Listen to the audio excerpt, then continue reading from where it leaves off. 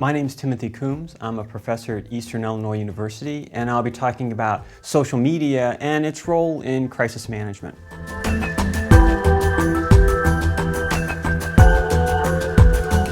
The best place to start when we're talking about social media and crisis management is by defining what social media is and why it should matter during crisis management. Social media is the information that your stakeholders are creating and sharing online. It used to be called consumer-generated media. This includes activities such as blogging, microblogging, and social networking sites such as Facebook. And your stakeholders are actively out there sharing information. And it's a sharing of information which makes a social media of concern to crisis managers.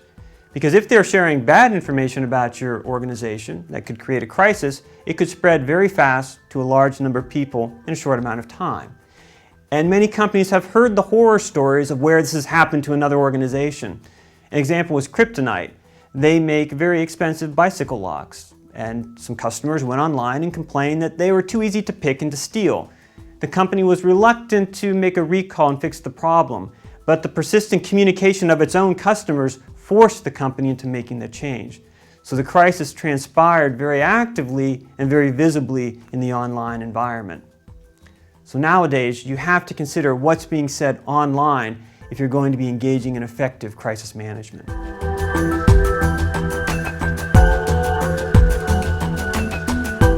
It's important that we put social media in perspective.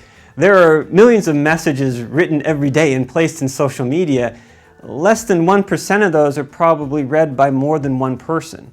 So we need to think about how do we assess whether or not what we're hearing and reading online is actually a threat to our organization and could potentially be a crisis.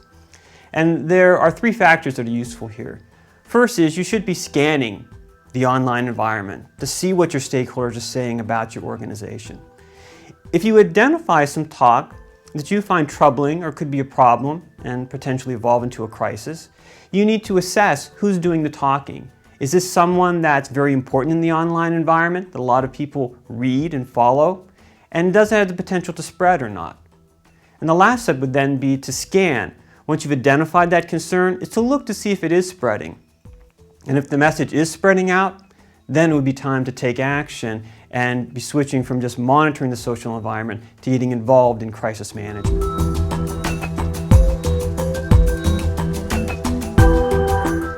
Any type of crisis can be extended online, but we find three primary types of crisis located online and really flourish in that type of environment. The first one is rumors. And rumors are unfounded information that's untrue about your organization that circulates on the internet. And organizations are very fearful of that.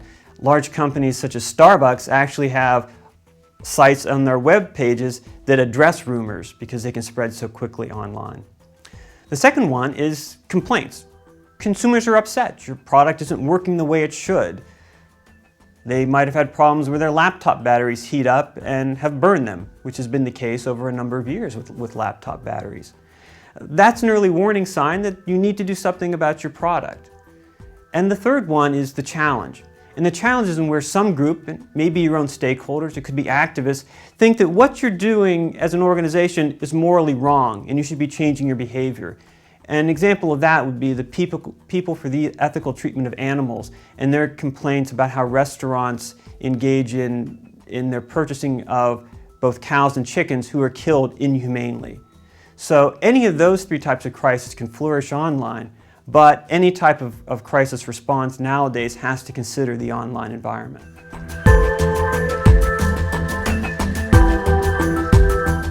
Crisis managers who are going to use the online environment, there are three important pieces of advice.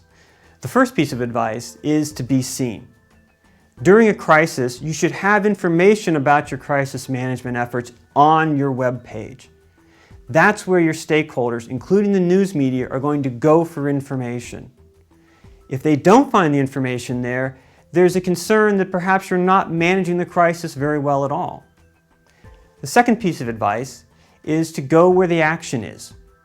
If the negative information about your company is appearing in a particular blog or in a particular social media site, you need to respond at that site. Just be very careful to explain who you work for and why you're responding to that message. The third piece of advice is engagement versus intimidation. It's unfortunate, but some companies feel the best way to deal with an online crisis is actually to suppress information. They'll use threats, including lawyers, to try and get people to stop talking about their organization. Instead, they should be trying engagement. With engagement, you contact the person posting the negative information. Ask them why there's a problem and how you might resolve that problem. If you resolve that problem, you not only have prevented a crisis, but you might actually create an advocate for your organization, as your actions to reach out and improve your company could stand as a foundation for that person to now say positive things about your organization.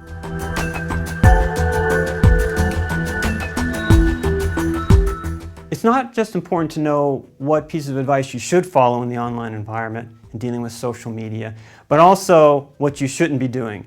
And there are two very negative steps you can take by misusing social media. The first one is you do more talking than listening.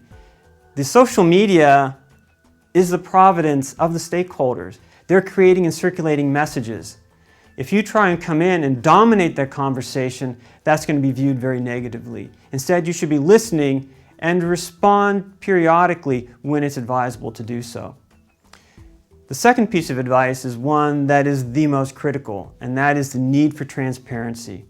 Whenever you engage in the social media, you have to identify your position in the organization and what organization you work for. The idea of the internet is the free flow of information and the expression of ideas. So any deception, not saying who you represent, is going to be very problematic. That can create an additional crisis for your organization if you fail to reveal who you work for and that comes out later. And that will undermine your credibility in any further efforts you might have in trying to use the social media as a way to communicate and to engage with your stakeholders.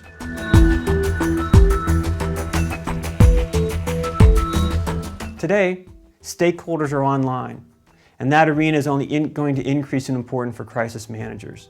So when it comes to your crisis management process, you need to think about your strategy, about how you will use the online environment as part of your crisis response. Integrating the online into your existing traditional crisis management techniques will improve and make your response much more effective.